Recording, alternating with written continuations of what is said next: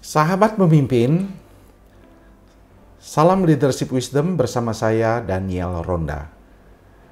Dalam topik bahasan kali ini, untuk para pemimpin gembala, hamba Tuhan, dan mereka yang terlibat dan pemerhati bidang kepemimpinan, saya akan membahas satu topik tentang bagaimana cara pemimpin hebat itu berpikir.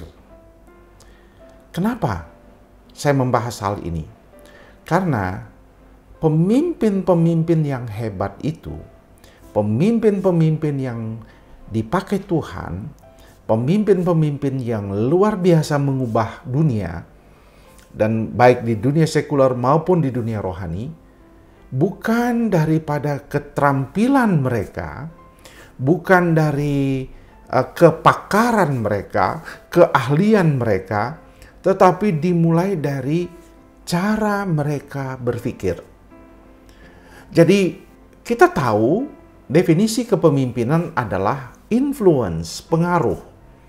Itu bukan dikatakan oleh John Maxwell sebenarnya, itu dimulai dari Oswald Sanders yang mengatakan kepemimpinan itu pengaruh.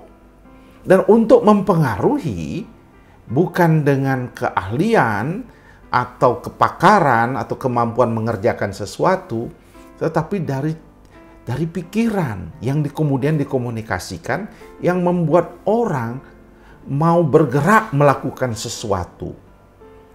Itu sebabnya saya mau mengajak saudara untuk belajar bagaimana cara pemimpin hebat itu berpikir. Nah, saya melihat ini dari sebuah pelajaran dari seorang ahli kepemimpinan namanya Craig Groeschel. Dia memberikan 4 cara berpikir pemimpin yang hebat. Yang pertama menurut dia adalah orang yang disebut pemimpin hebat, cara berpikirnya adalah memberikan empowering, memberikan pemberdayaan, bukan mengontrol. Jadi di benak dia, di cara berpikir dia, ketika saya diberi jabatan sebagai pemimpin, sebagai gembala, maka tugas saya di cara berpikirnya adalah saya akan memberdayakan jemaat, saya akan memberdayakan asisten-asisten, saya memberdayakan hamba Tuhan, saya akan memberdayakan BPJ atau majelis. Bukan mengontrol, semua harus saya yang kerjakan, semua saya yang harus mengontrol seluruhnya, tetapi empowering. Nah, itu cara berpikir pemimpin hebat. Jadi saudara, kalau ada yang kelelahan, merasa tidak efektif, jangan-jangan saudara mau ambil alih semua pelayanan dan tidak mau berbagi dan mengatakan orang itu tidak mampu melayani, tidak mampu memimpin pujian, tidak mampu memimpin rapat, tidak mampu mengajar, tidak mampu melakukan pemuridan, tidak mampu melakukan perkunjungan, sehingga saudara sendiri merasa mampu dan akhirnya orang lain menonton. Dan ataupun saudara menyuruh orang melakukan tetapi saudara pegang ekornya, artinya saudara masih kontrol, cara melakukannya harus seperti yang saudara mau, bukan seperti kita diskusikan, kita berapat, kita bersama-sama memberikan kesempatan dia berpikir, karena kita mau dia memberikan bukan hanya tenaganya tapi pikirannya pun, cara berpikir, sumbangan-sumbangan idenya pun kita hargai. Itulah empowering. Jadi pemimpin yang hebat, cara berpikir yang pemimpin hebat di benaknya adalah empowering, memberdayakan, bukan kontrol. Yang kedua adalah bagaimana dia menambahkan sesuatu di dalam organisasi yang dipimpinnya atau gereja, bukan menghabiskan. Nah, kadang-kadang kalau kita menjadi gembala, kita hanya minta fasilitas. Kita hanya minta kenaikan, honor, pelayanan, gaji, PK, atau apapun disebutkan. Kita mau mendapatkan itu. Tetapi kita jarang berpikir bahwa untuk dapat dinikmati fasilitas itu harus dikerjakan. Kalau saudara mengharapkan keuangan gereja naik, apakah saudara telah memikirkan strategi-strategi supaya persembahan gereja meningkat? Misalnya dengan khotbah, pengajaran, ajakan, melihat hal-hal lain yang perlu dilakukan. Atau hanya Anda berfokus, saya sudah bekerja, jadi saya sudah sarjana, saya sudah master, ataupun saya sudah doktor. Ayo, berapa kamu berani kasih saya uang?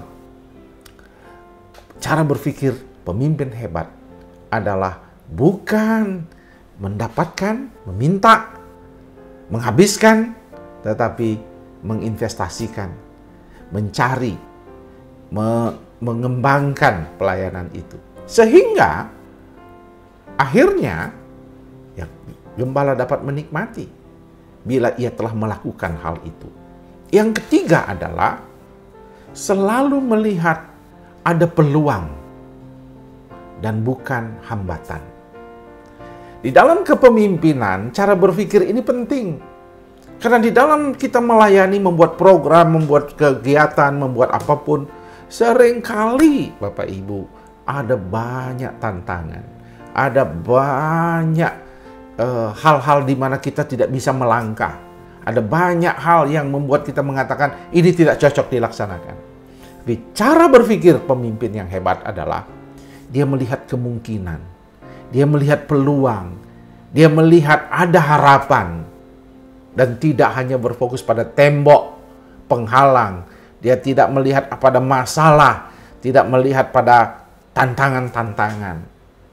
Misalnya, ketika waktu saya menjadi gembala, kita harus berkeinginan untuk membangun gereja. Waktu di tahun 90 kami memiliki target 300 juta. Waktu itu sangat mahal. Tetapi ada banyak orang berpikir tidak mungkin. Tetapi kami mencoba mencari tahu possibilities-nya, kemungkinan-kemungkinannya, peluang-peluangnya. Dan akhirnya terjadi.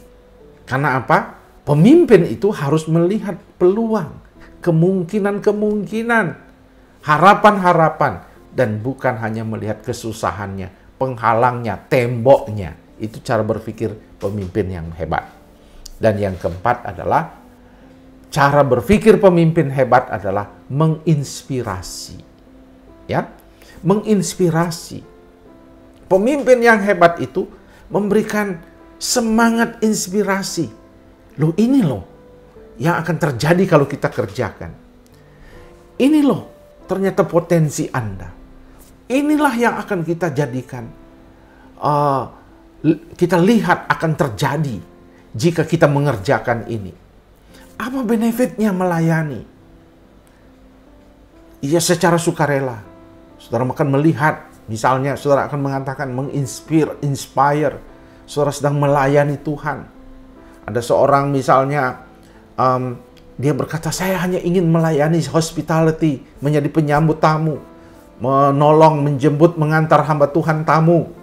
Saudara ingat, saudara menginspirasi mereka dengan mengatakan, ketika kalian melakukan itu, kalian melakukannya untuk Tuhan. Dan upahmu luar biasa. Menginspire.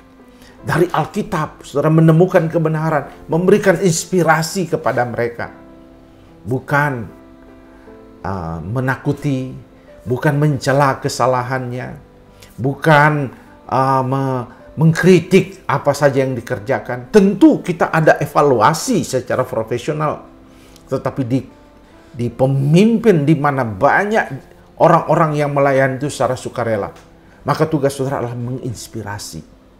Walaupun juga di organisasi-organisasi yang berbayar pun, saudara harus menjadi seorang inspirator yang memberikan, wow, ini gagasan-gagasan yang terobosan-terobosan yang menarik, terobosan-terobosan yang baru.